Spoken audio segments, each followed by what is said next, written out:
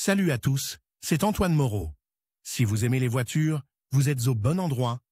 Continuez à regarder cette vidéo, on passe tout de suite au sujet du jour. Le vilebrequin du moteur à combustion interne n'est pas directement relié à la boîte de vitesse, transmission. Entre les deux, il y a un intermédiaire, l'embrayage, qui permet de transmettre le couple en douceur. Le nœud est considéré comme assez fiable, puisqu'il ne se dérègle que rarement, même sur les voitures bon marché. Mais en cas de panne, il devient extrêmement difficile de continuer à se déplacer. Pour évaluer l'importance de cet élément, il est proposé d'examiner le dispositif et le principe de fonctionnement de l'embrayage de la voiture. Quelle est la fonction de l'embrayage? Imaginons qu'après avoir enclenché la première vitesse, l'arbre primaire de la boîte soit directement relié au moteur en marche. Les scénarios hypothétiques se présentent comme suit. Le moteur n'a pas assez de puissance pour supporter toute la charge appliquée, ce qui le fait caler.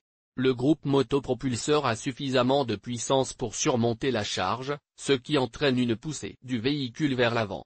Si la pédale d'accélérateur est enfoncée à ce moment-là, le couple du vilebrequin peut briser les dents de la boîte de vitesse. Comme vous pouvez le constater, parmi les variantes énumérées, il n'y a pas de mouvement en douceur à partir d'un endroit, ce qui se produit sur les voitures dans la vie réelle. La raison en est la suivante, sans embrayage, il est impossible de partir normalement. En outre, vous ne pourrez même pas passer à la première vitesse, car la jonction directe de deux arbres provoquera la coup susmentionné. Le passage aux vitesses supérieures est également exclu. D'où la conclusion, l'embrayage construit entre l'arbre primaire de la boîte de vitesse et le vilebrequin du moteur est nécessaire pour relier en douceur une unité à l'autre. Grâce à l'embrayage, le couple est transmis à la boîte de vitesse non pas immédiatement, mais progressivement. Lorsque vous relâchez la pédale, qui est la plus à gauche, et que vous commencez à démarrer, vous sentez l'augmentation de la force. Et, si nécessaire, vous pouvez ajouter de l'essence, afin que la voiture ne cale pas. Le passage à la deuxième vitesse et aux vitesses suivantes se fait de la même manière. Dans les voitures à transmission automatique,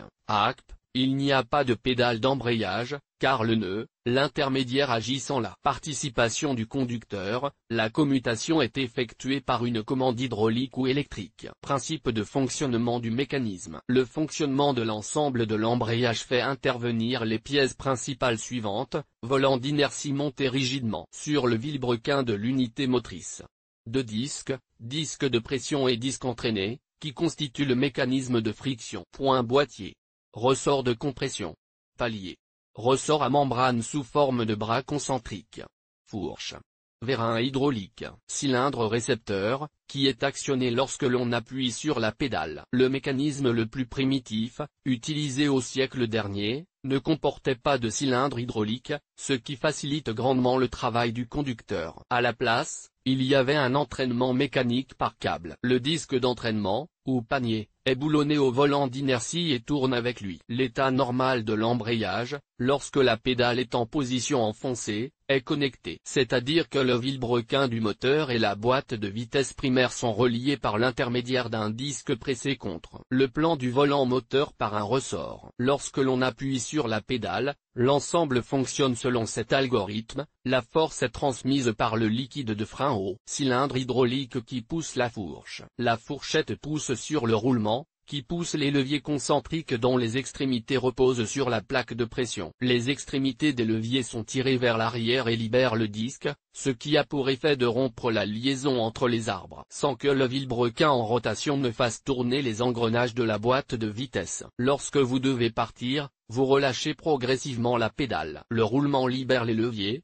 qui sont pressés contre le disque par les ressorts. Le disque est pressé contre le volant d'inertie par la surface de frottement et le véhicule avance en douceur. L'algorithme est répété à chaque changement de vitesse. Pour que l'accouplement du moteur et de la transmission se fasse en douceur, le dispositif d'embrayage comporte plusieurs ressorts. Amortisseurs à l'intérieur du disque entraîné. Au moment où les garnitures de friction touchent la surface du volant, elles sont comprimées et facilitent encore la transmission de la force du moteur. Variété d'assemblage.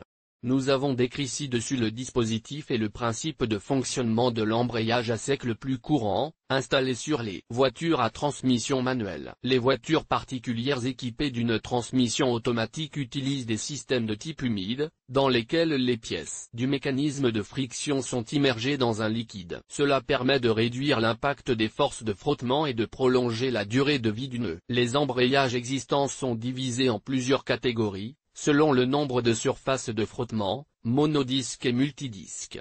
Selon la méthode de commande mécanique, servo-commandé et hydraulique, selon l'environnement de travail, sec et humide. Le système multidisque a été introduit en même temps que les moteurs de plus grande puissance. La raison en est la suivante, un groupe de garniture de friction peut difficilement supporter les charges accrues et s'use assez rapidement. Grâce à la conception avec deux disques séparés par une entretoise, le couple élevé est réparti uniformément sur les deux groupes de garniture. L'écrasement se produit simultanément. La réduction de la charge spécifique augmente la durée de vie de l'unité. Vous avez déjà appris comment fonctionne la transmission mécanique, pédale. Sur les voitures équipées d'une boîte de vitesse automatique, l'entraînement est généralement assuré par le convertisseur de couple, qui enclenche l'embrayage de manière indépendante. Le principe de fonctionnement est simple, l'augmentation du nombre de tours du vilebrequin s'accompagne d'une augmentation de la pression de l'huile dans le transformateur. Lorsqu'elle atteint un certain seuil, une soupape est activée, ce qui a pour effet de presser les ressorts et de changer de vitesse automatiquement. L'embrayage d'une voiture équipée d'une boîte de vitesse robotisée est enclenché par un servomoteur à la demande de l'unité de contrôle électronique. Cette dernière est guidée par des capteurs et envoie au bon moment un signal à l'actionneur pour qu'il appuie sur l'embrayage. Le conducteur peut également choisir le moment du passage à une autre vitesse en envoyant une impulsion via la poignée ou les palettes de la boîte de vitesse. Défauts courants. Les défaillances les plus courantes du mécanisme d'embrayage sont les suivantes. Fuite du collier du cylindre hydraulique, usure critique des garnitures de friction, affaiblissement du ressort de la membrane, le graissage et le glissement du disque entraîné, rupture ou grippage de la fourchette. Seul le premier dysfonctionnement, associé à une fuite de liquide de frein, permet de se rendre sans problème au service des automobiles. Dans les autres cas, l'embrayage peut ne pas s'enclencher et vous ne pourrez plus rouler. Conseil.